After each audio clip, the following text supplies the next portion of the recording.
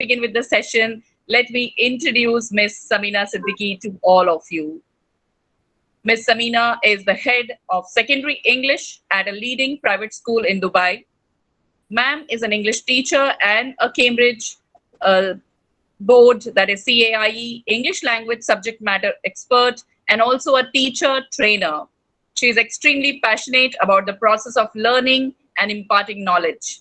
She is the recipient of the Best Educator Award from the International Institute of Education and Management. Ms. Samina believes no task ought to be undertaken without preparation and planning. And I can vouch for it, that ma'am is always prepared, always leaves an impact whenever she conducts a training or even a little interaction with her, leaves you with a lot of wisdom, especially about teaching learning process. We all have been very fortunate to have been guided and trained by Samina ma'am. She was Ratna International School's very first trainer, the very first IGCSE coordinator, and our IGCSE English teacher. It was an honor to have you as the founder coordinator of IGCSE. We all have learned a lot under your training, under your leadership as an English teacher and a trainer. All those who were a part of that can surely second my views and thoughts. So, Samina ma'am, I welcome you on behalf of our loving RRIS family that you will always be a part of, a very crucial part of. It's such a great pleasure to see you. Oh, Miss, now you're going to make me cry. You'll actually make me cry now, Miss. I'm about controlling my emotions, but then anyway, we understand today it's a formal session where ma'am is going to don the cap of a trainer once again before us, and we are all very eager to learn from her. So today's session is all about structure and creativity in education. Friends, this has been a debatable topic, whether structure stifles creativity or it fosters creativity. How many of you would believe that music is a creative expression? I'm checking the chat here. How many of you feel music is creative expression? It's an indication of creativity. Yes, it is. Yes, yes, yes. Okay, is there a structure within that creation of music? Do musicians follow some structure, some guidelines, some process? Yes, yes, right, right. The eight notes, the octave, there is a discipline, there is a structure. Okay, what about creating poetry, creating stories? Is that expression? Language. Yes, it is creative expression. This is what Grexel says. And yes, is there a structure there as well? When there is a story, there is a poetry. Is there a structure? There are just 26 letters in English alphabet. And that is the limitation. That is the structure. And how would you call something a story unless and until it has elements of a story? So that's not my field. And I would not dare encroach upon your area of expertise, Samina ma'am. And here I bite my tongue, hand over the virtual platform to you. Let us understand how to bring in that creativity within the structure in education. Over to you, ma'am. Very keen. Thank you so much, Ms. Jay. Actually, you know what, when you're speaking about English, it's not about only English. Like you said, it's music. I'm so sorry. I've just started. Namaste to everybody, especially all the people that I love and I wonder about and I think about and I pray for, the staff of RRIS. I miss you all terribly, right from Parvati Didi to Smita ma'am, to everybody, and the children that were still in contact with me. If you say something like that, Ms. Jaya, about me doing anything for RRIS, you don't know how much rich IRS has made me, the many experiences that I have gone through in the school. And if it weren't for my medical reasons or other constraints, I would never have left the school. It's a wonderful school. Dear people, whoever is with me right now, you must know it's a privilege to be a part of RRIS in whatever form. So it is my pleasure to be here, Ms. Jaya. Thank you so Oh, much. Thank you. Welcome. um, starting off with where ma'am has actually left off, she was talking about the fact that whatever we do, whether it's creative, and a very hello and a big thank you to Ms. Sangeeta, who I think is not a part of RRIS as of now, but hello to everybody.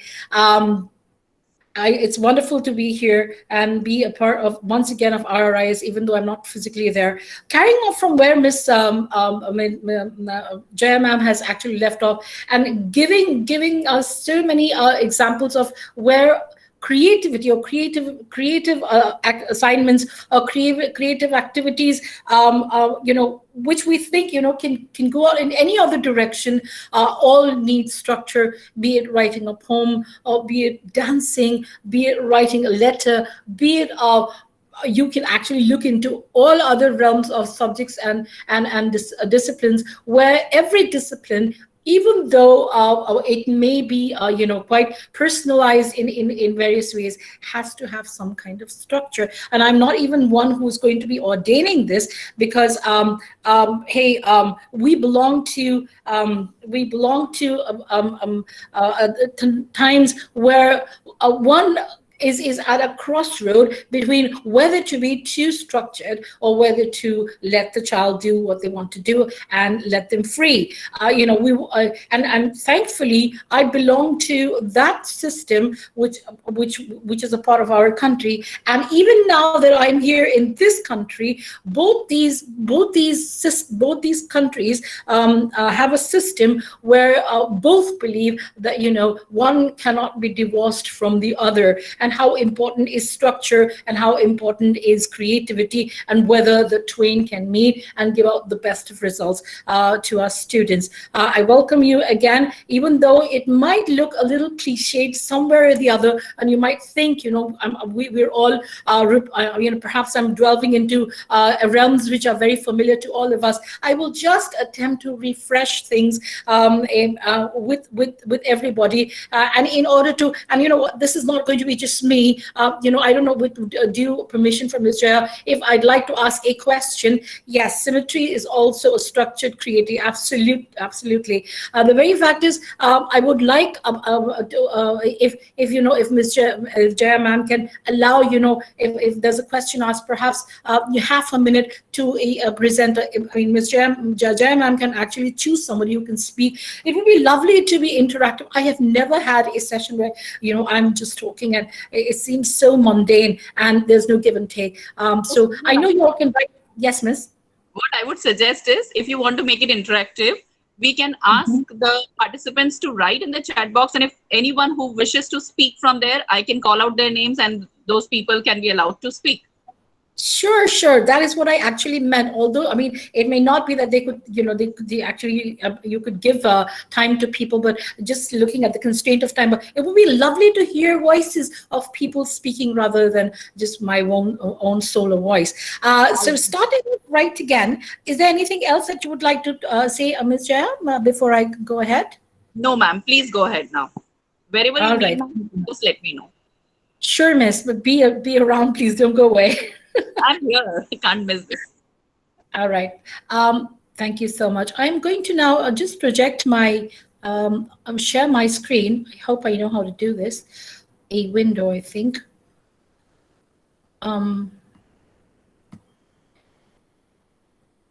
Okay, sorry. Jaya ma'am, is my screen open to everybody? Yes, we can see that you are presenting. Geez, I don't know what I did. Okay. All right, miss. We can see. All right. Thank you so much, ma'am. I'm going to just make it yeah.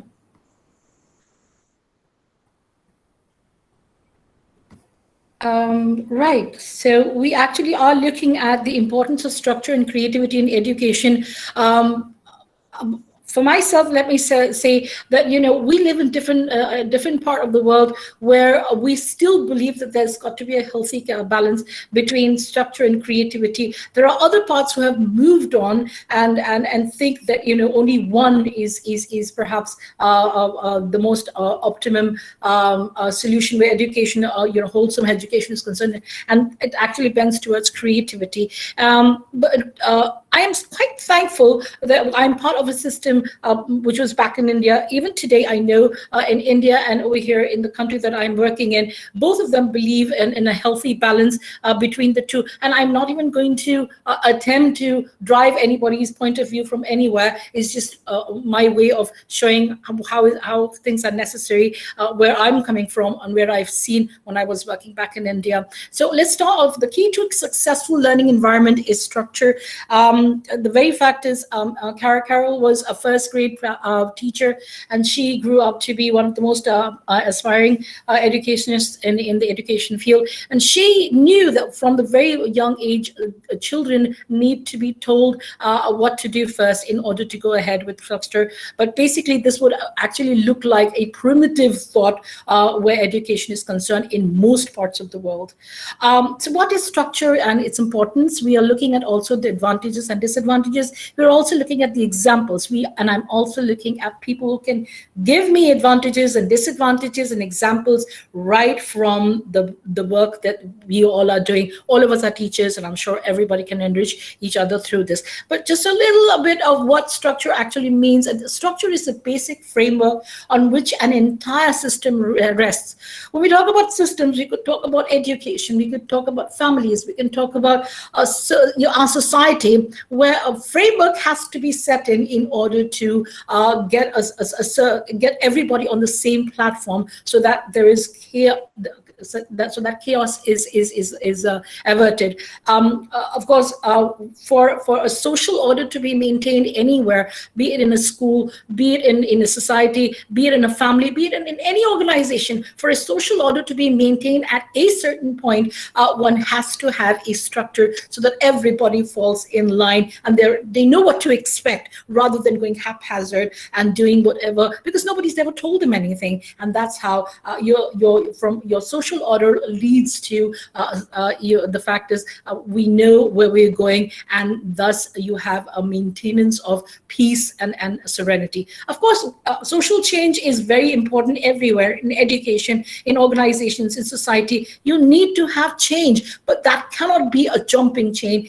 It's got to be subtle, just the way we are going through in our country today with the introduction of the national education policy, where it's a big jump from what we were yesterday, and where we are standing now, and where we are actually looking forward towards our education. Providing a structure to a child. All of us are children wherever we're concerned. In a family, all of us need to be told how to behave, how to live, how to react according to our culture, according to our religion, according to our family's norms. It's the same way in education, where a child needs to be provided a structure, a base, a plinth, where the child needs to step on to the next part of his or her journey. The basic blueprint of any idea and a process or protocol is what structure is, where you show somebody this is how it is, and these are the expectations.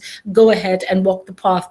This also, giving a structure to anything gives a head start on the work to be done. So you begin from A to B to C to D, and that's how you walk the journey. And it actually is helping you falling from this side to this side, or you're wasting your time. And without structure, I believe most of us would fall into chaotic lives. And when I'm talking about ourselves, the teachers, I'm just wondering how it would be affecting children if there's no structure given to us in education. All of us are teachers, and we all know Bloom's taxonomy. And Bloom's taxonomy has a structure. If you see on the screen, one proceeds from the lowest of the pyramid, where you have the cognitive stage, to the creative stage. So all of us teachers know where the child is. And so if the child is on the cognitive stage, we go on to the next level and the next level in order to reach the highest and the creative level. But again, if you see, there is a structure to go about it. You cannot have a shock from remember or jump from remember to create. These are steps that the child has to go through in order to become the highest creator. So if you see, education, in all education, every educational system is dependent on a certain structure, a certain philosophy, and that has all of us. It could be a Maslow's law, or it could be Bloom's taxonomy, or any kind of law that we need, or philosophy that we adopt in our educational institutions. We follow them so that all of us, not only the children, but teachers and all the stakeholders do follow. Okay, before I go ahead, Jaya ma'am, I'd like one or two teachers to give to pass on how they feel in their teaching life structure has been implemented. Just one or two. What kind of structure do you think, do the teachers think that they have implemented in their lives, whether it's at home or whether education? What examples of structure can they give? Would anyone like to speak? You may mention in the chat box. Ms. Hamza said, Hamza Siddiqui, right? Yes, ma'am. Timetables in school. Okay, that's good. I would like to add curriculum. Whoa, Curriculum, yes. then lesson plan. Lesson plan, yes. Yes. We have So, time. Yeah. Yes, miss. so if anyone would like to speak up, they can write here, or they can unmute and just speak. Please. It was a wonderful example about timetable. Can we do without it, or can we? And of course, lesson plans. Oh, don't even ask about it. I mean, all of us are dreaded with lesson plans, but then that's what's expected, to have a structure in whatever we're doing. We're not wasting anybody's time there. Anybody, please? Ms. Sangeeta. Ma'am, I would like to say something. Yes, please. I feel that schedules and timetables in school or in education system in general gives a proper structure to the kind of things that go on in a person's day. I mean, a person can expect what they have in their day, or otherwise, if there's no structure, things might go a little bit of chaotic, or they might go haphazard. So that's why I feel structure is important. Oh, that's a wonderful thing. Yes, absolutely. You're absolutely correct. It would become chaotic. I wouldn't know whether to get into a math class, or I'm getting into a sociology class, or my English class. I wouldn't know. I've missed it. Oh, I've wasted the children's time. So I have a structured timetable. Thank you so much. This is such an apt point. And yes, I would like to speak. Yes, ma'am. Yes. Yeah. I think it's Greg, sir, who wishes to Yes, speak. ma'am. Yes, ma'am. Yes, Yes, Samina ma'am, it's nice and it's a pleasure having you here and listening to you. It's I could recall all the old memories, and I'm dying to meet you ever in future again.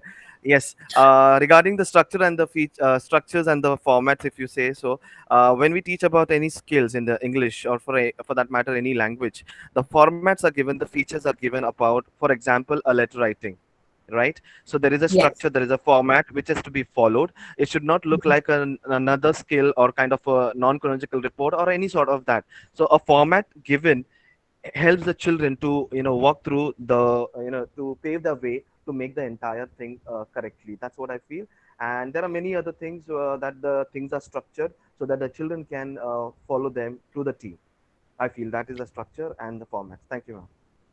You're absolutely correct. You're Yes, yes, Hello, Samina yeah. ma'am. Sangeeta Yes, here. hi How are you? Sangeeta. Yes, Hello, how are Sangeeta. you, Sangeeta? Namaste, ma'am. Namaste, everyone. Namaste. Namaste. Yeah. What I feel is the school itself is a structure. Okay, it's Yeah. such a well planned project for the students, and I think for everyone. I think we all learn. And for me, I think it's curriculum, then your learning objectives, and then your structure and formats and features that follows your learning objectives. I think that's all about structure in school when it comes to your syllabus and the text types. This is so Perfect. wonderful. This is like reliving whatever we had done together in our school.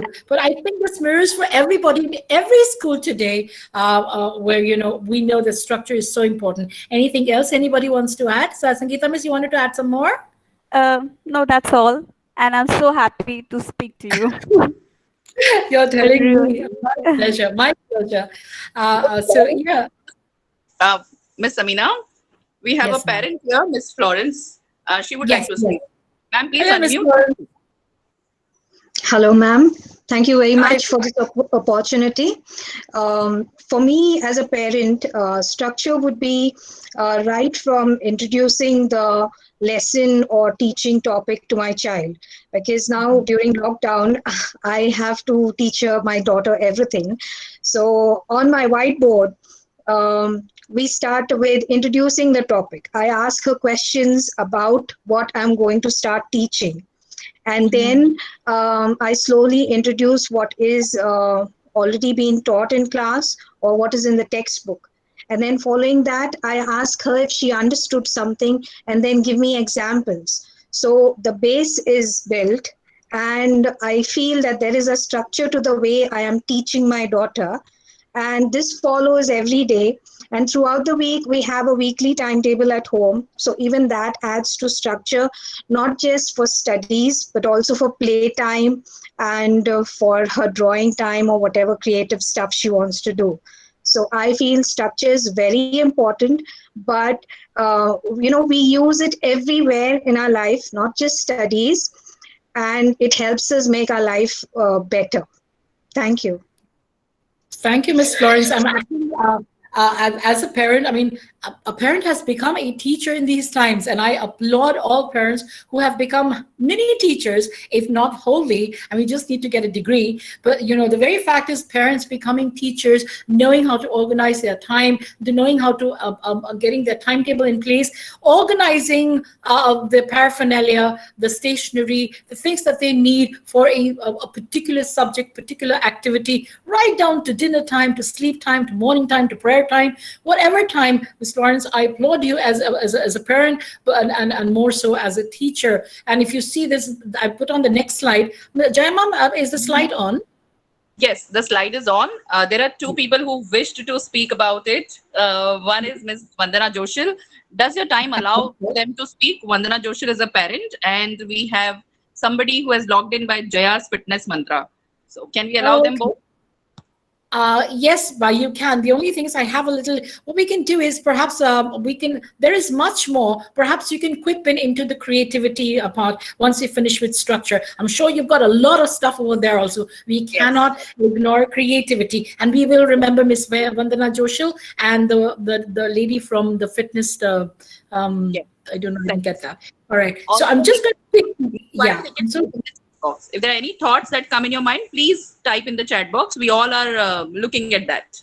Thank you. yes, yes, we're all bubbling with a lot of information because this is such a an everyday topic where everybody is invited and everybody's going through this. So if you're looking at this slide, I'm not even going to talk too much about it because most of our parents and teachers have already spoken about the importance of structure. These are just a little one or two, three points where the importance of structure is actually put down. However, we've got so many time structure when we talk about timetables. We're talking about deadlines. deadlines, we're talking about projects and assignments. We're also talking about assessments, preparing for the assessments. Your time structure is of great importance, where a child must know that these are the the deadlines throughout the year or throughout the semester in order to get into that assignment mode.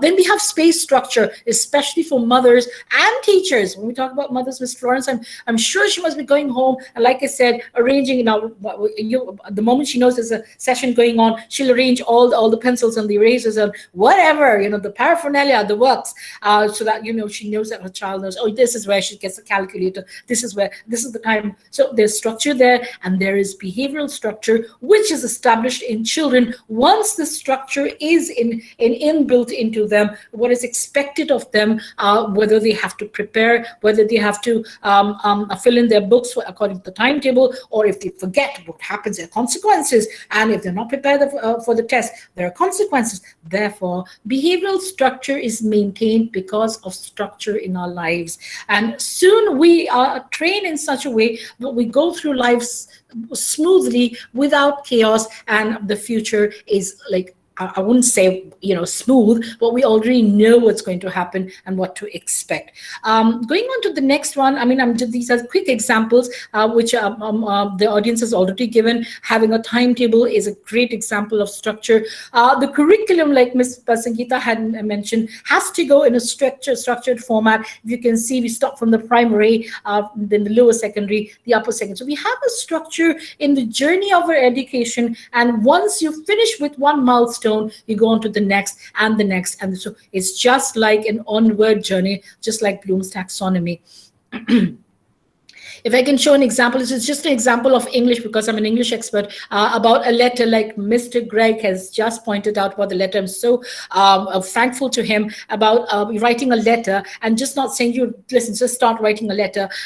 Your syllabus, your curriculum, especially the CI curriculum, expects you to adhere to certain signposts and then build up on that. So these are things which children look at, and there are instructions which tell you how many words the child has to attempt, and even down to the fact that you need to begin. So these are all examples of structure, thereby making it easy for the child to know that he or she is walking on the right path. The advantages of structure, again, is the children, this is a question I'd like to ask. Now, I've put it over there. The children progress steadily in homes which do not have structure and stability. Now, of course, I can't say that for now, because every home today it has become a school. But I'm looking at the time where homes are less structured and children are structured in school. Can just someone quickly explain this point to me, where let's not look at this time because all homes have become schools. What was the time when you have a home is a home and the school becomes an institution of structure? Anybody? Ma'am, please explain your question. Oh my gosh. The question is, the fact is, the first point, progress steadily to, now the advantage of structure in education is children progress steadily, those who have little structure and stability in their home life, where assignment, submission, assignment. How is that possible in school? Yes, I would like if any teacher would like to speak, like to know that. You can chat or whatever. So if I have understood correctly, what we are expecting from them to tell us if they feel that there is an interdependence or interconnectivity between following the structure in the school and at home. Okay, all right, even that's good. That's good. The very fact is you carry back your work home and you finish it, but that is also a part of structure. But the very fact is, at this point, stresses on things about not being able to fulfill your educational needs because of lack of structure at home, where education is concerned, but can be fulfilled in the school, especially if you do not have stability in the home life or structure in the home life. I absolutely agree that the school is an organization which is completely based on systems and processes, follows schedules, timetables. So there is less of distraction. It Very nice. provides a conducive environment to follow timelines, to follow a system, a pattern, and hence it is easier to complete your work, the required work, in the school environment in a better way. Stability, ma'am? What about stability in the home life? How does Yes, that of come course. into play? Ma'am, can I add? Namaste. Yes, ma'am. Sorry. Yes, Smita. Smita. Samina ma'am, Smita ma'am here. Good afternoon. Namaste. Namaste. So what I feel is when we talk about stability, so suppose at home, if it's a broken family, or there is violence at home, abusive family, or fight between parents, or maybe because of economic conditions, lack of resources.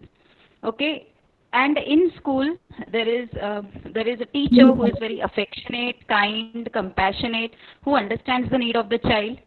Then there is a counselor who is understanding what the child is going through and counseling that child time to time, and all the possible resources which are made available to the child timely as per the requirements, which may not be available at home. So apart from the structure, I think emotional guidance quotient, or the emotional quotient which is fulfilled of the child at school, matters a lot if there is no stability at home. Thank you so much, Ms. Smita. Actually, the very fact is, you have brought in I wanted to hit upon this because all of us pay attention and we think everybody, all the children are the same. How would we know what's going on in their psyche? How would we know their social background? How would we know that, what you give them today, the homework that you give them today will be done at home? Maybe they don't have electricity, or maybe they've just got one. I have so many students, when I take the classes on this gadget, they say, Miss, we cannot speak, we cannot show our face. And I'll ask them why. They say, because we've just got one room apartment. We've got sisters and brothers running around here and there. So there is quite another, and not only that, you have siblings taking care of the younger siblings because of both the parents are working. So there's less of stability and structure in the household, whereas in your education institution, you have the works, just like Ms. Smita has pointed out. I am so grateful for that. Ms. Smita, thank you so much for actually elaborating and bringing to focus the lives of students who are not as privileged as we are. Let's go to the next part. Students can confidently focus on learning in the classroom, but step by step. Like I said, the very fact is a child starts with, like Ms. Jaya ma'am has said, starting with ABC, then making words, then putting them into sentences, then arranging and making them into huge bodies of tasks and narratives and descriptives. That's how you have, and that's every step that the child takes, the child becomes confident that he or she will be able to get to the next step. Everything is gradual, and therefore that is another advantage of structure. Children also experience personal academic growth. The very fact that every step that they finish, they become confident and they know that they've fulfilled a milestone and they walk towards the next with great confidence, taking the knowledge of what they have experienced behind and carrying them over, and thus they become successful academically. They have a fair idea about what is expected out of them and what objectives are. So structuring also tells you why you are even walking towards your education. If I'm talking about a little child and his aspirations about becoming a pilot, he knows that, oh my gosh, I've got to do this, I've got to do English and math and science. Then I go to this standard, then I come to the 10th grade, and that's when I know that my streams are going to be diverted and which stream should I pick up in order to achieve my goal and my objective. Many a times the parents support them, saying this is how you're going to achieve your goal, and that is through going through your various grades and years till you achieve your goal. It also saves time. Structure saves time. There is more that I've already said about it. It saves time in the sense that we already are planned from before. But tomorrow's an examination. Let me start, or maybe after a week I have an examination. Let me start working towards, and this is the structure. So it proves it provides a direction to children, and it's less chaotic. Rather than running here and there helter-skelter. Oh my gosh, if a teacher says, oh, you got an examination in next month, it's like, oh my gosh, when? It could be tomorrow, it could be the after. But the very fact is, if you know that the examinations are at a certain week in the next month, you walk towards it and you plan towards it and you save time. I'm sorry. This is a little quip that I put in over here. This little child comes back after vacation. It says, to show how well I understand fractions, I only did half my homework. The very fact is the child was not directed, the child was not taught how to go about with the different steps of learning fractions, and so said, oh, go ahead, you can go ahead and learn it on your own, take a piece of pizza and say how many or whatever. And the child said, listen, this I've not understood anything, teacher, please take this. So it's just a little quip, and by the way, it's just 1/2 of my homework. So thus we end with the very fact that structure is okay. There are disadvantages of structure. I hope I'm not running. Okay, 235. Disadvantage, a defined structure may also be misleading. Anyone over here who can actually give me examples and save time rather than I going speaking. Any disadvantage of structure in education we know about? I think all of us have been, or students have complained many a times it's just too much to do. Just too much to do. Why can't we just run away with the answer? Why can't we apply this method? Why can't we apply that method? Anyone? I would like to add something. Yes, Miss. The fact is, if the structure obviously has its own pros and cons, but if there's too much structure being implemented on students, like if too much direction is given to students, or too much is expected out of them, it could obviously turn into a wrong direction. Things could go worse, from good to worse anytime. So that is what I feel too much structure does to you. How would it go? How would it become? I mean, I'm just not. I mean, you've explained it. Could you give us an example, ma'am? Suppose in examinations, students are, for example, students are supposed to write an essay or an article, and then they're told something. They're told things which they're expected to write in those essays, and the matter of the fact is, too much detail and too much instruction could obviously misguide the child, which could obviously turn in. Hello. May I add something to it, ma'am? Yes, Jaya, ma'am. I think the structure is rigid and acts as a limitation for the people. Then there is not much scope left for them to come with their new ideas or be innovative. Suppose if it is said that the essay should be based on this theme, these many lines, and you have to have these kind of phrases in it. So, you're guiding them to such an extent that the child is not able to come up with his own vocabulary, his own ideas, the way the essay should take a turn. It was just an example. So, it should not be a rigid structure. Otherwise, the expression or innovation is actually stifled. Absolutely correct, ma'am. The very fact is, when a teacher teaches, she's expecting you to do A, B, C, D, E, F, G, H, I, J, K. So many things. When you sit down for the examination, the child says, A, oh, I forgot C, I forgot D, E, I forgot E. There's so many things to remember that your teacher said. How do I remember everything? And then the child makes a mistake, and then that's it. It works on his assessment. It shows in his assessment. He's missed out just because he couldn't remember all the things that his teacher, and the teacher, on the other hand, has to work extra hard. She's got to teach A, she's got to teach B, C, right up to whatever. I mean, it's difficult for the teacher to do so much of work, and then you have the child. It's difficult for the child to remember because he or she's not doing anything. It's just what the teacher is giving, and the teacher has to give, and I have to take, and I have to then regurgitate again. How's that going to work? And most of us, not all of us, have the mental capacity of holding back, absorbing, memorizing, and rote learning. Most of us, I don't. I never could. It had to be my way or the highway. I mean, sorry, I'm just saying that. So this is one thing. Yes, it does suppress innovation. It does make you want to learn things in order to regurgitate whatever has been pushed down my throat or the child's throat, and you can't remember it. It also encourages shortcuts and using deviant methods. The very fact is, well, I can't remember 10 or 20 things my teacher has said. Let me find out another. And you have beautiful, creative ways where students hide things here, in their shoes, under the socks, in their sharpener boxes, whatever. You can't blame these little children. I mean, how best can and how much can they remember? If you have assessments of 2 hours and 3 hours, how much do you expect this little child to hold in the brain? So structuring actually means that you've got to remember these things. And once you don't remember, you've had it. 2 marks gone, 4 marks gone, 10 marks gone. Is the child to blame?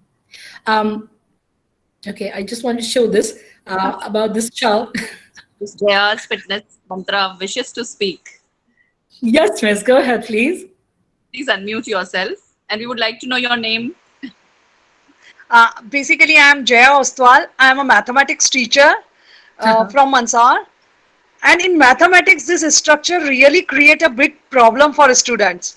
Because in mathematics, like many methods are there to solve a question. A particular question can be solved with 9 or 10 methods. But now we restrict them, okay, for with these 2 or 3 methods, you have to solve the question. And when they go beyond that, then it's tough for teachers to check that. It's tough for teachers to give marks, and it's really tough to give students creativity for that.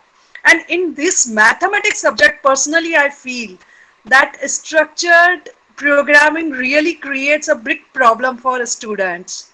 I agree.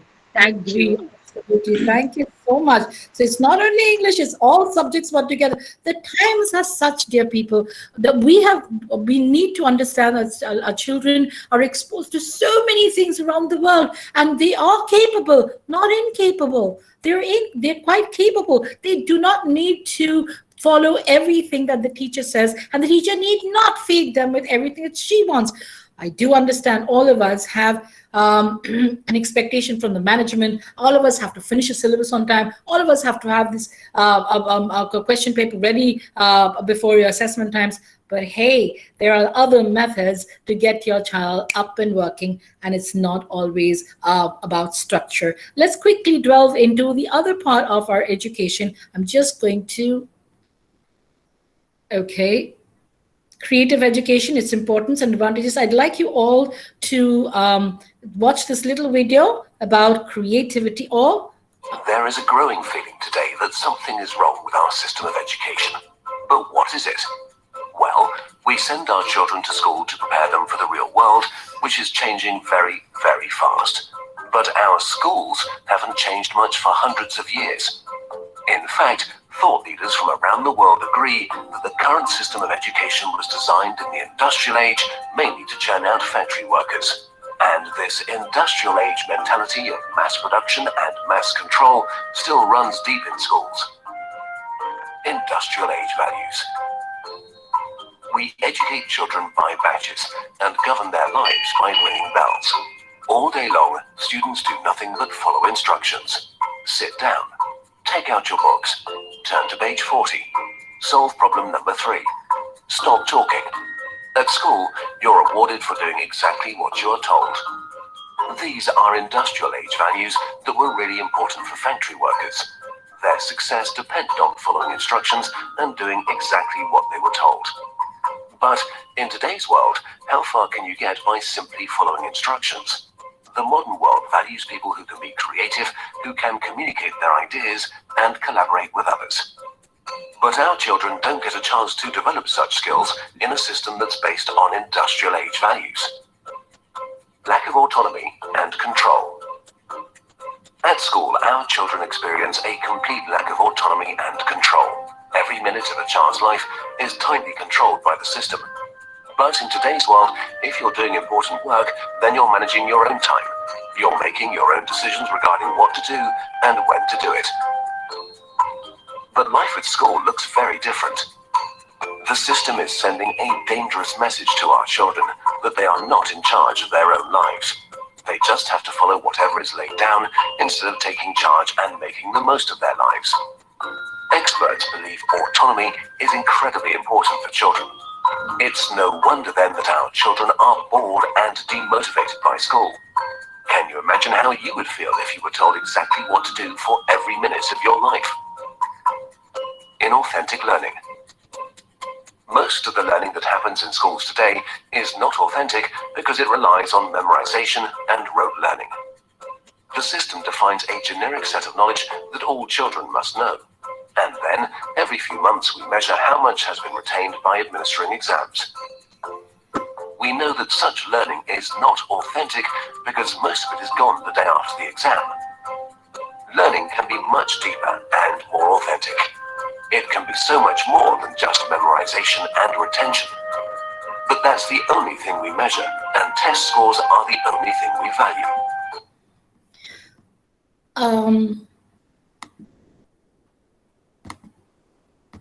Okay, how do I get this? Okay.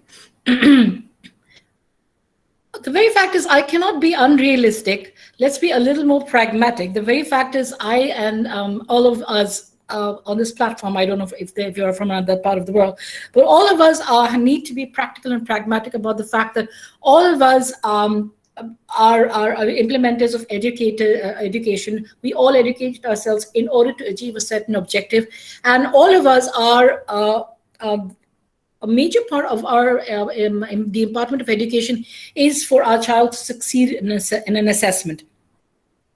I'm going to be very in your face, very direct about it. The very fact is we do teach our children to achieve a certain goal, and that's the assessments, whether it's the formal assessments that we take during the term, or the summative assessments, or the board examinations the children have to sit through. The very fact is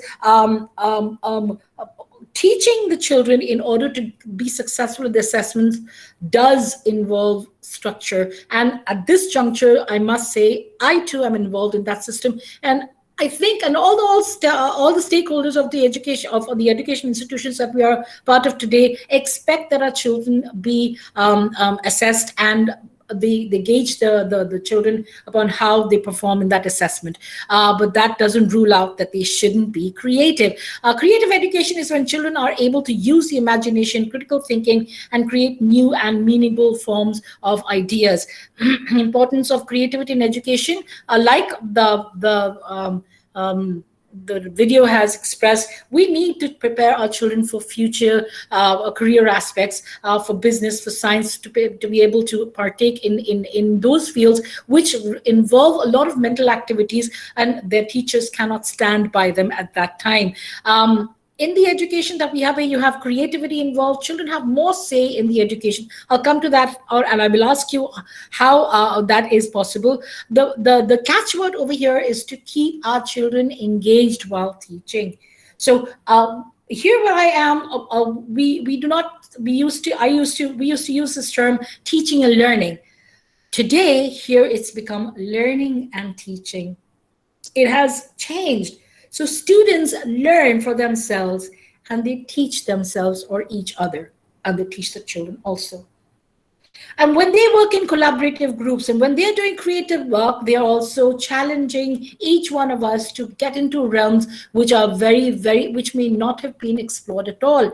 And whatever idea they come up, whatever presentation they come up, it's their original idea, and that builds confidence in the child. And the idea of thinking logically and building scientific temper. Now that's a very big catchword, even in our national education policy, which has been formulated today by the government. Scientific temper is one of the main cornerstones of our education policy today, and that's our scientific temper cannot come in if there is no creativity in our education. It also makes for a lot of fun. Children go out and there is a concept which is given to, let me just tell you something. I come in a system, I am in a part of a system today where we are constantly under the glare of auditors which are sent from the ministry of this country. And these auditors are ruthless when they want to, and we are under constant observation. Like if I'm a part of the MLT, I'm going to observe a teacher, and the SLT is observing me. All of us are given guidelines by this body known as the KHDA, or the Knowledge and Human Development Association. These people come in, the observers, these are the expectations that they have with the teacher, is that if you have a class, a period of maybe 35 minutes or 40 minutes, the very important part about your observation is that teacher gets to talk only for 10 minutes. Teacher talk should not go above 1 minute of the 10 minutes. That means if you have a 1 hour class, the teacher needs to speak for only 10 minutes, and that was in the beginning. After that, you let the child do what you have to do. So that's it. The children are learning by themselves.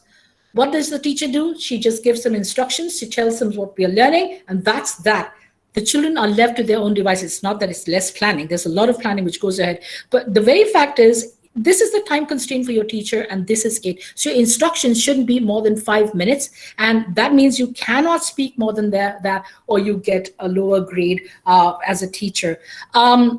Also, does anybody, if anybody would like to put to quip in about the advantage of creativity in education? I'm sure all of us know how important creativity is in education today. Anyone? Yes, ma'am, I would like to speak. Yes. Great, so yeah. So I would like to take an example of an art class which is example given by Jaya ma'am earlier. So I remember that very clearly. It's vivid in my mind. The children were asked to draw a dog and color the dog. So all of them drew a dog, and they colored it in a black, brown, and other things. And there was one boy who colored it in multicolors. Okay. So the teacher asked, "Why did you color it in multicolor? Why?" So he said that the dog was playing holy. So is it possible? Yeah, it's possible to have a dog which is colorful. That's a creativity. So you can't stop child's creativity. You can't shunt the, stunt the creativity of the child. So that's the creativity plays a role in the education, I would say, ma'am. Thank you. Absolutely. It's a development of imagination. Thank you so much. Thank you so much. The child has learned not only the color white or black or brown, but the child has learned and become enriched with a myriad of different colors. So there you go. You have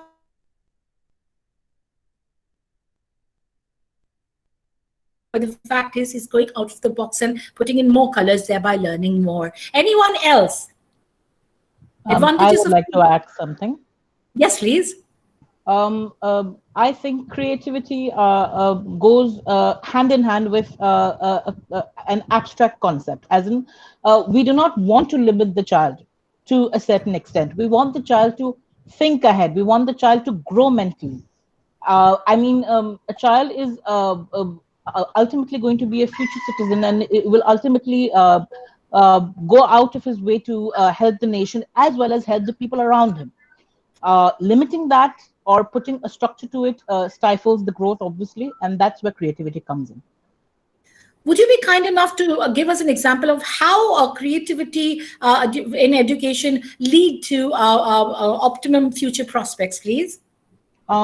Okay, so if a child is asked to maybe, like the person before me said, draw a dog or something, that's where his abstractness comes from. That's where his creativity steps in. Just limiting a dog to maybe one or two colors is limiting his or her progress. Creativity helps them to think holistically.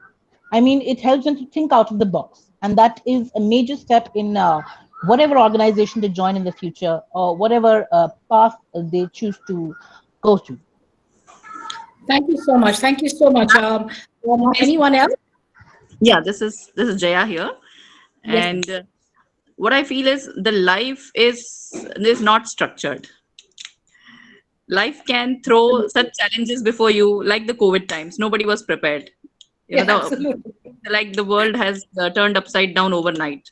So life doesn't have a structure, and what is needed to deal with such a life, we are said to be living in a VUCA world, volatile and uncertain, complex and ambiguous. And in such a world, what you need is the resilience, grit, which would need you to make right decisions, take risks, think critically. So just Yeah. imagine some students being told to demonstrate their learning through some model, okay, and they have limited resources, and Yeah. then they have to think critically how to make best use of what is available to them and how to display. So it's all Yeah. about critical thinking and then making decisions, because there will be 4 or 5 in a group and everyone has to come together, collaboration, teamwork, everything comes into play, and then finally expressing it through communication. So this is creativity, and these skills finally turn into your life skills, which will help you lead a successful life. Absolutely, Jaya ma'am. We talk of MUN, which is happening in so many activities which are happening in RRIS. All these are preparations. Can you just guess? I mean, I don't know. I know about MUN. When I left, MUN was very much a part of RRIS. After that, I don't know what happened. Any We other have examples? 5 chapters, ma'am. We have had 5 chapters of MUN. Wow. Successful, glorious chapters. Commendable and preparing our students. Just the other day, I was listening to Back to the Roots from our students who I have taught, and how they have grown and they've grown and they've grown. And it's so, I mean, it's impossible for me to believe that such little children now become makeup artists. And if we wouldn't have given them the chance of being creative, that particular child becoming a makeup artist was actually a part who had taken part in becoming Madame Macbeth in a play, and how she was a very introverted child, somebody who was very cloistered. I guess I don't know some. Yeah, would you like to add something? Do you remember how you had trained her for that monologue, the mono act? She I mentioned did. I did. She did it on her own, and today the way she spoke, and I mean, people must see that the confidence with which she spoke is all her work. I mean, that is how one can actually inculcate confidence in the child, by letting the child do what the child has to do, but the structure has to be laid. The very fact is, if this has to be done, now go ahead and do it. 10 minutes of my time as teacher. This is what I want to be done. You go ahead and you do it. You can collaborate. You can do teamwork. You can do the inquiry or project-based method, whatever. By the end of it all, that's your work. That's your baby presented. And the advantages of being creative while being structured is immense. I think I'm just 4 minutes to ending this session, Ms. Jaya ma'am. yes, but you can extend by 5 or 10 minutes. All If right, you all right, just 5 minutes. Okay, I'm coming to disadvantages of creativity in education. I'm going to say, no, not going to say a thing about it. All of us are teachers, and all of us are bogged down with so much of administration work. Get my lesson plans ready. Get my your plan ready. Look at the curriculum calendar. Get ready for my lesson observations. Here comes the SLT. Here comes the MLT. That's my lesson plan there. Am I following it to the T? So many things going on in my head, and you want me to make the children run around the classroom. You want me to make the children speak up whenever they want to do. Oh my God, don't tell me you're asking me to work some more. Disadvantages of creativity in education comes with a price. Yes, you are part of whatever is going. Just getting the 10 minutes in the classroom of your teacher time doesn't make you less responsible of what is going on in the classroom. Everything that the children are doing in each group, or what they're talking about, what they're collaborating about. And if you have a nice little fellow sitting behind the KHDA and looking at over your shoulder at everything that you're doing, if the child is doing something else, that's it, you're gone. So how is creativity sometimes a hindrance to effective implementation of education? Anyone? Anyone? Disadvantage of creativity? I mean, I totally agree with you. I'm a teacher. I've been there, done that. I find it very difficult to me. I feel certain things are to be done following a rigid system. For example, banking. A banker, a teller has to follow the system that has been decided to make the process very smooth, timely, and easy for the customer. So you cannot come up with new ideas every now and then, or do the things with your own ways when it's the whole group of people involved. So absolutely. There has to be a rigidity somewhere. Yes, and a teacher is just a cog in the wheel of education. And if that cog is moving, that's it. All the other things, go haywire. So if a teacher has taken up a classroom of creative activities, and it's just going on and on, like how students maybe completely deviate from the task, or they just could become so passionate about their activity that they take over the next class, which may belong to a math teacher. Right. Who doesn't like it. Math teacher, Ms. Jaya. And I'm just Jaya Didi actually is a senior from my school. I think 2 years junior to her. It's a pleasure to have you, Jaya Didi. Please go ahead. And I'm too glad to see you, Jaya, over here. And from last many years, I'm following you. Oh, actually, in mathematics also, I see sometimes I feel that it's really tough for us to give them time to be creative in mathematics. because we have to complete the syllabus, then we have to complete a lot many formulas, then we have to teach a lot many things to them. Now, if we will let them to be creative in that, then it will be tough for us to manage the things. Sometimes like one question can be solved with 10 tricks. Now, if we will allow them to solve with that 10 tricks, then it will be tough for us to complete the exercise in a day. So in mathematics, I really sometimes stuck in how we can let our children to be creative in that field. Yes, yes, absolutely. And no offense meant about the math class, miss. I'm just saying, mathematics is a subject which really needs creativity, but it's tough for teachers to give them space for creativity.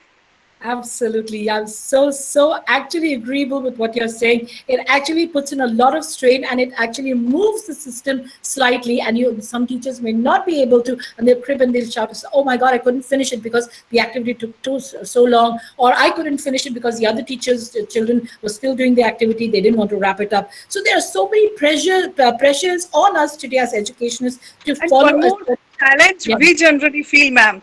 Like I know 5 methods, maybe in mathematics I know 5 methods to solve a particular question, but the child comes with some new method which I have never seen. So I just got stuck in code. ऐसे भी हो सकता था. So in the thought of it, these two can be the method. ये क्या अच्छी बात नहीं है, madam? Isn't it good? We got confused now. We ourselves have to study a lot, then again to go back to books, then again to study, and then time again. That brings back to the fact that multitasking teacher today. Multitasker.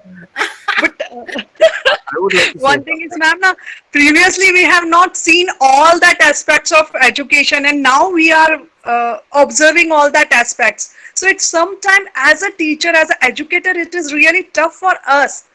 Yes, to, I agree with you. Yes. Yeah, to work with all that steps. And then even to tell the child, listen, stop. Okay, your geography teachers are standing outside. And that's so breaking the confidence of the child and not finishing your class also. So it is. So there are little bits and pieces of everything from the structure and creativity where one has to learn how to align both of them in order to get synergy in between them in order to get a fulfilled, wholesome education system today. I'm not going to look at all this structural.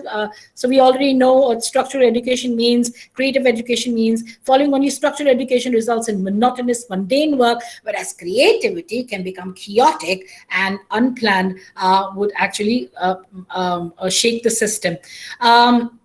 If you just look at this, in what way are structural and creative education synergic? Structural education and assistance with creative education opens up many avenues. If you see the yellow box over here, this is the teacher and the problem, or maybe the concept that she wants the children to learn. She then gives out instructions to different students. And if you see the blue balls over here, this is the students thinking about the concept in divergent ways.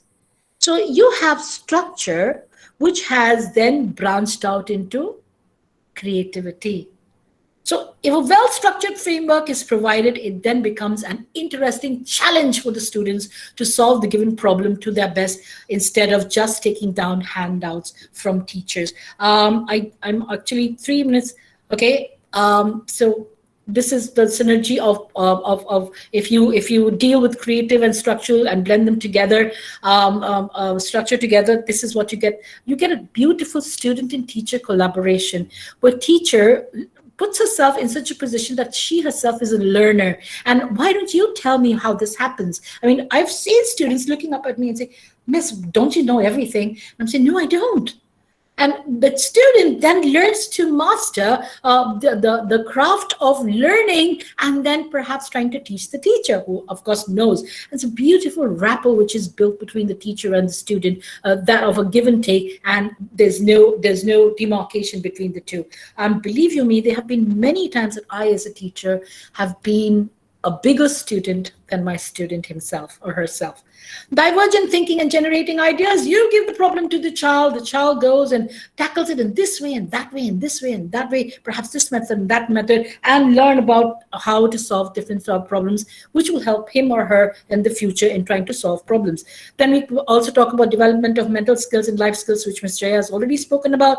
Fresh perspectives through a problem. So if we're looking at a problem and we're just going around in circles because the teacher's saying this is how it's supposed to be done, nobody thinks in other ways. Again, divergent thinking. And nothing, absolutely nothing can be done without planning and organizing. Your classroom experience has to be planned, has to be organized, has to fit into that 1 hour, has to be, believe you me, teachers, I as a teacher over here, when we do our lesson plans, you'd find it very funny, but the very fact is we break them out. The 50-minute session that we have, we break them to 10 minutes teacher time, 7 minutes video, 10 minutes again main activity, then you have the plenary, then we have the projection. That's it. So your lesson plan is broken up. That's planning and organizing. It's totally good. I've never seen that rigidity in our country, but the very fact is we do have a lesson plan, we do follow it, and that's where planning and organizing happens, and that's how learning takes place.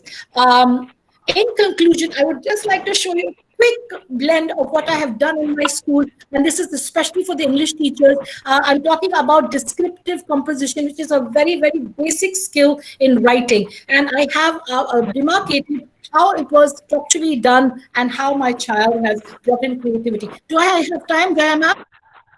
Yes? Yes, ma'am, you can please. All right, here is the part. Now, here is my question to the child. Whether I've given the child, this is just a simple descriptive composition thing, which had to be done in the year 9, that's grade 9. And I had to give them instructions where they have to make a Google site slide, and they have to describe anything of their choice, person, place, situation, animal, bird, creature, or whatever. Then they have to create 5 pages in the site. The first page in the Google site should talk about the chosen topic. The second page of the Google site should be the blueprint of the structure. How many parts will you have to that descriptive composition? How many paragraphs will you be using? So you divide that. The third page of the Google site is your preparatory stage, in which you will talk about all the different devices that you use for your descriptive composition, all your descriptive devices, whether you're using figures of speech, structural devices, colors, or vocabulary. You have to plan that. After that, I wanted them to do the 4th page. There they would have written their own descriptive composition. That's the work that I want to see, the final work. And last but not the least, the critical reflection stage is another skill, very important skill in English, which is known as style analysis. So they not only finish planning their work, they write their work, and then they analyze their own work. So they are not only the people who are sitting for the assessment, they are also evaluating their own assessment. They're assessing their own work. And this was done, this was a spate of instructions that I gave them, and they were like, oh my gosh, miss, what you've done. I'd just like to quickly go ahead and show you a work of my student who worked on the Google site. This is the Google site, and the 5 pages. I have assessed this. This is out of 40, which is of course supposed to be the IGCSE marks given for descriptive composition. But the working and the planning was done in this way, and this was especially because we got to learn this during coronavirus, and we were compelled to use gadgets. So my first page was the home page, wherein my child decided that she wanted to describe a fire. So she's made the first page, she's put the music, she's put colors, she's also said what the mood of the descriptive composition would be. She has to use devices in order to show tragic. So whatever she's declared over here, she's got to put that in her descriptive writing. Ruthless, merciless, and she's put in all this. All this gives a child the lead to what to expect when she's writing. Then the second part was the structure, the very 5 parts. Her structure was, my first part would be when the fire starts, my second part would be where the raging flames happen, and the last part would be the dying out. So she's looking at all these things. These have to be there in her work. This is a structure. Her preparation was, of course, her devices that she put in. For the first part, she chose figures of speech. She wrote them down. She even looked at the colors. She looked at the third part. She even put in a video so that she could feel and write the descriptive essay. The second part was, of course, the roaring fire. So she had the sounds there to use onomatopoeia, to use alliteration. And the last part was, of course, to show melancholy and the ambience and the sorry state of what was left after the fire. The fourth part is their actual work. And this is when she wrote her actual descriptive composition with pictures, with effects, with colors. She's used beautiful, all the devices that she used in the preparation. She's just following whatever I gave her, all the structure, but this is her work. This is a year 9 student. The pictures and the description are absolutely amazing. Survivors, the sun crawled out of his shelter, still blanketed by smoke. I mean, these are very elite phrases for a year 9 style. And last but not the least, the reflection stage is when she went on and analyzed her own work. And then she gave herself a 24 out of 40. She went back. But ma'am, this is incredible, and I'm just interrupting because some of the participants are not seeing the presentation. I would just like them to know, under people you will find Samina Siddiqui icon twice. One of them where you can see ma'am speaking. The other one, please pin the other one where ma'am is showing a presentation. Ma'am, if you do not mind, please show this slideshow again. This was too good. I don't want them to miss it. No issues, ma'am. Do you want me to show the child's work? The child's work one by one, the slides. Okay. The very fact is, this is a Google site, which is very much a part of the Google tools. And here is a Google site. It's actually used for children to make websites. They can make their own blogs. Here, children have learned how to plan, how to do the descriptive composition, and then evaluate themselves towards it. There are 5 parts to it. One is choosing the topic. So the child actually she's got a 39 or 40 because her work was excellent. And this is my work. These are my marks. She had given herself very less marks. Her burning forest, and in order to show what she wants to describe, she's put in sounds over here. She's put in videos over here, and she's also shown the mood that she wants to create in a descriptive composition. Here she's put on the tragic and miserable conditions of the forest when it was being burned down, also giving a personified personality to the forest, that of being ruthless and merciless, and the onslaught and the attack. So roaring and blazing and raging fires. She herself has come out of this, and she wants to put all this in the description. She's put photographs over here to show colors which show melancholy. So you have these gray colors to show sadness. You have these roaring fires. She has also went on to show that in her description that this fire was looking at. It's very, very, she's spoken about a real fire. She's described a real fire back exactly where it happened. And the color palette. One of the things my children are very, very in description. We all know as teachers how color is important to influence feeling and to create pictures. The second part is they cannot write a descriptive composition. Yes, ma'am. So this would actually give an impression of the imagery that we want to create, right? The word used in English, is it imagery? And is this what we're talking about? The color it is. Absolutely, absolutely. So imagery, when in any way, sound, sight, color, feeling, tactile, olfactory also. She could have smell also, smell of burning leaves, and how, I mean, you could actually create a lot of melancholy because of that. Then the second part is, of course, how much you're going to be writing and how can you divide your descriptive composition. So she started with how the fire started and then how it became a raging, roaring fire. And you know, this was actually, you know, pertaining to a beautiful poem that we all have learned. I think we've learned even in RRIS, the bushfire. where a splinter starts and becomes a roaring fire, and once it goes away, it dies out and leaves a scorching trail. So you have melancholy over here, you have action and anger over here, and you have a very peaceful and innocent fire, a splinter. So she wants these three parts. After that, she prepared herself. Now, what is she going to be putting in? The very fact is she's following a structure given by me. What other devices that she will be putting into this description? So in the first one, she wants sibilance, she wants alliteration, she's got figures of speech. She is very particular about the colors that she puts over here. She wants greenery, soft wooden tones to show how innocent the fire was. When she goes on to describe, and she also puts in music over here. She puts in a video with, a very peaceful forest with a splinter, not suspecting at all about the fire. Then you have a roaring fire coming on, this thunderous sound, and this is what she's going to be putting in. Short sentences, structural devices. Oh my God, higher, higher, faster, faster. So one word sentence is part of structural devices. She is also going to be using personifications, with the trees wept with pain at the flames, their wounds were charred. And very specific. None of this was given by me. None of this. The child chose her own. It's like baking your own cake. You want to know your ingredients you put in. You know what's going to be the output. But this is the method that you've got to follow. And last part is, of course, the very gray colors that she's used similes.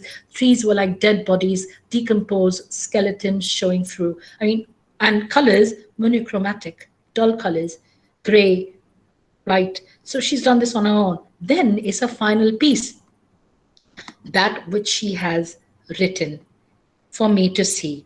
So she's described right out from the soothing sound of the sparrows playing, a great host of alliteration that she's used over here to show how unsuspecting the forest was about the onslaught of a raging fire. Then she's spoken about scarlet flames slithered in the weeping. Now the word slither itself is so, how evil and how sinister the scarlet flames, they circled around and then caused a hornet orange flame. Beautiful colors that she's used, of course. And then she goes back over here where she says ashen char covered soil, blackened crosses below the most diverse life, no smoking allowed sign, please. To actually come back to the very beginning, because this fire was caused by somebody throwing a lit cigarette, and because of that, the last part is a very melancholic conclusive sentence saying even this no smoking sign was devoured by the fire.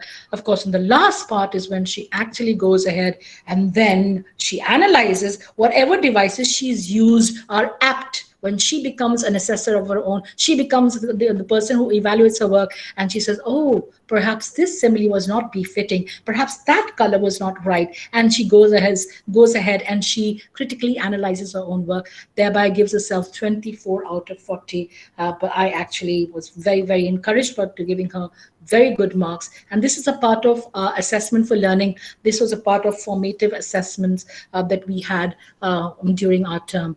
And therefore, I end my work. I've taken a lot of time, Ms. Jaya. I just want to go ahead and finish off by saying children are naturally creative, and it is our job as structural educators to give them the freedom, to give them the materials, like Miss Florence had said, to give them their space, and then to let their creativity blossom to its full potential. I thank you all for being such a wonderful audience and giving me the time and opportunity to be with you. Thank you so much, Ms. Jaya. To everybody in RRIS, a heartful and loving hug to all of y'all, and to all the people who are here with me today, from whom I have also learned, because I was not the only person who was speaking. Thank you so much. Thank you, Samina ma'am. It was great. Once again, learning from you, it was a very new dimension that we have explored in today's Aadharshila talk.